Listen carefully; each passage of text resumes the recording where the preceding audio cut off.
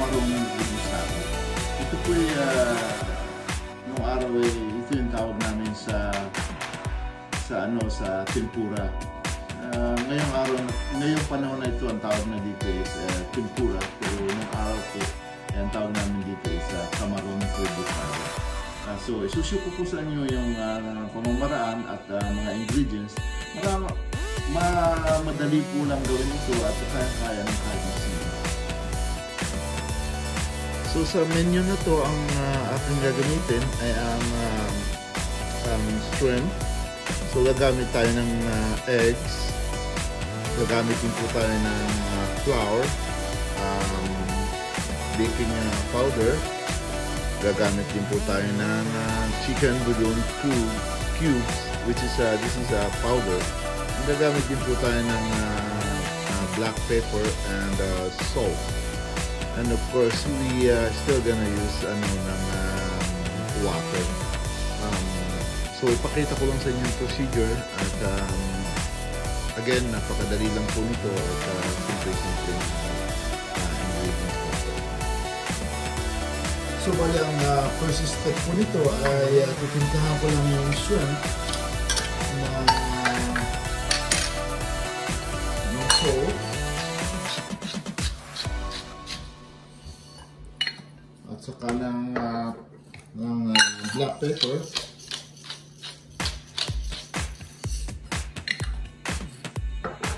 Ano lang po ito, salt.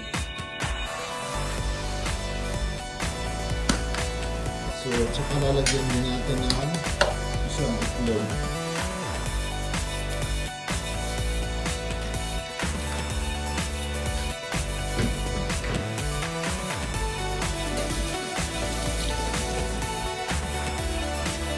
So, bali, yung shrimp, hiniwa ko lang siya ng para lang mahaba siya.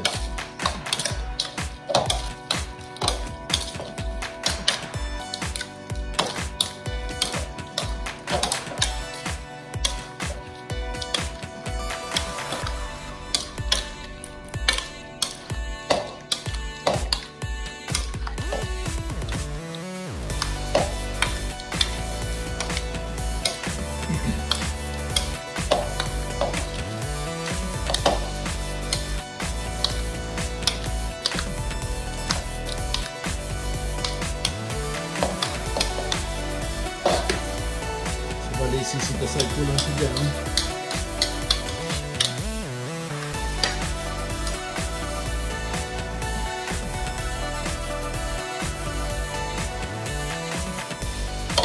Tapos gagamit lang ako siguro ng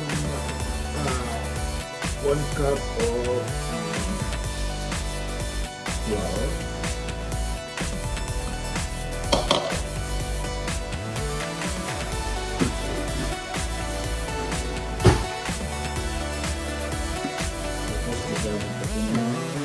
Powder bouillon cubes.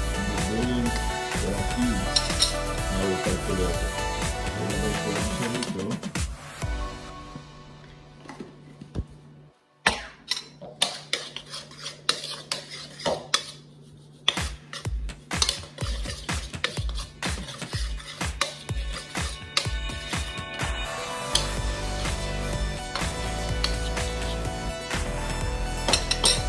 So bali, ganito ko lang siya. Ito lang yung first step niya. So, ganun. Lahat yun, ganito yung gagawin ko.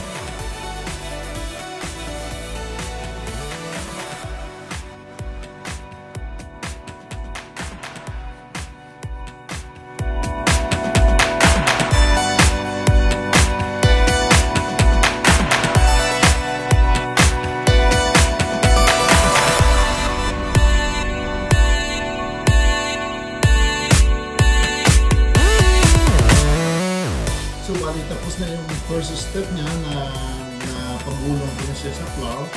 At ngayon naman, ang gagawin ko ay yung second batter niya.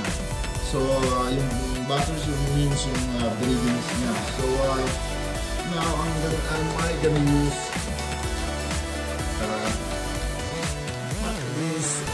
1.5 cup of flour.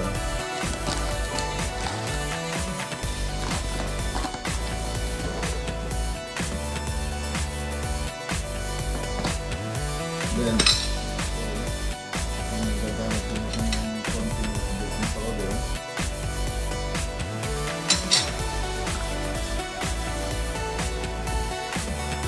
Konting salt.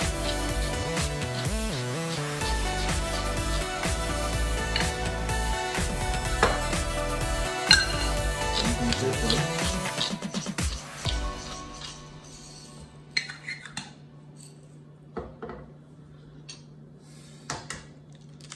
Yung gamit ako ng 2 itlog.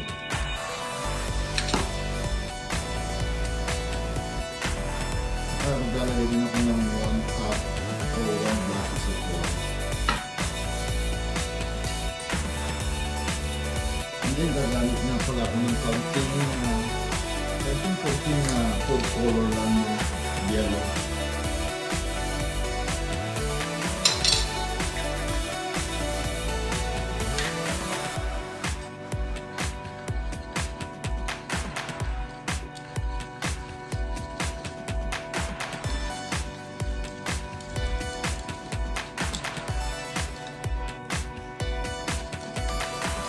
So, this is na ang pag-ano nito, hindi siya masyadong malapot.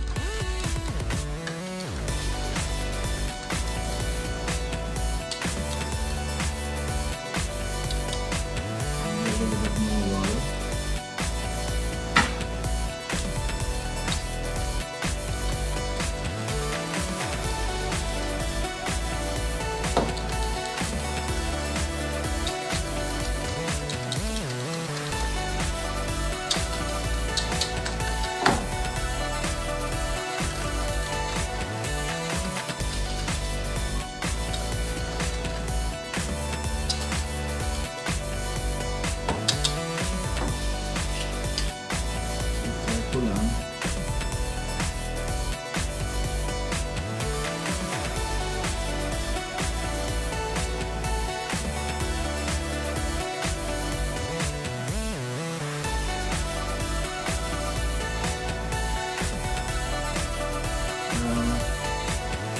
Medyo na pa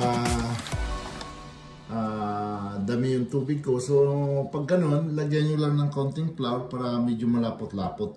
Lumapot yung consistency niya. Yung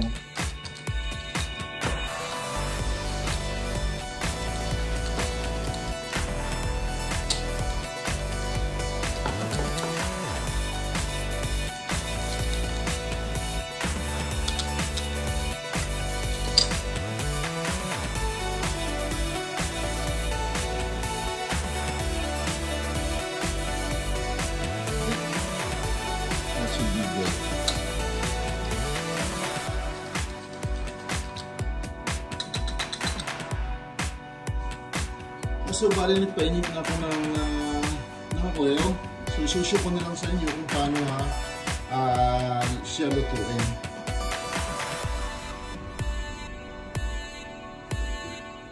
So, bali ang paglalagay nyo para makit nyo yung shape niya is ganun siya.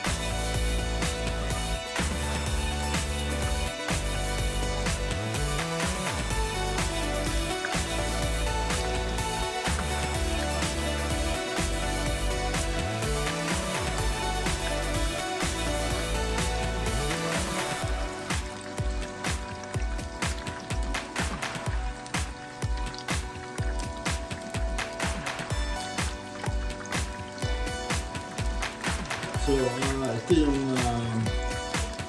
tamang itsura niya. Kaya tinawag itong kamaron rebusado dahil parang talaga siya perfect talaga siya.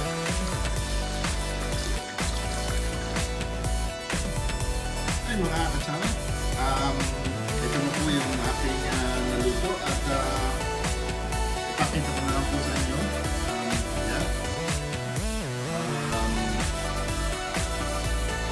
Looks good, and tikman na lang po natin kung anong lasang.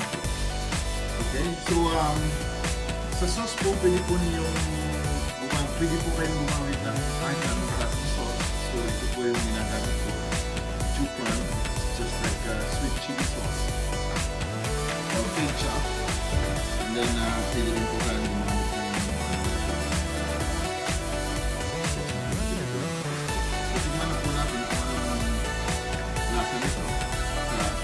ketchup na sauce.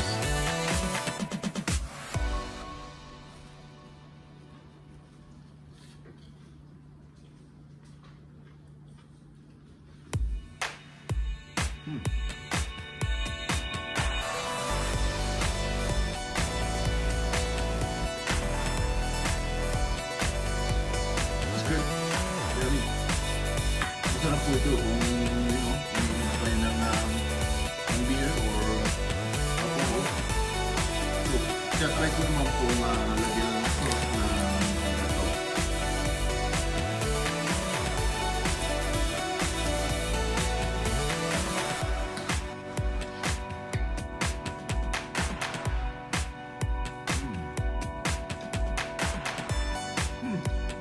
Yeah, man.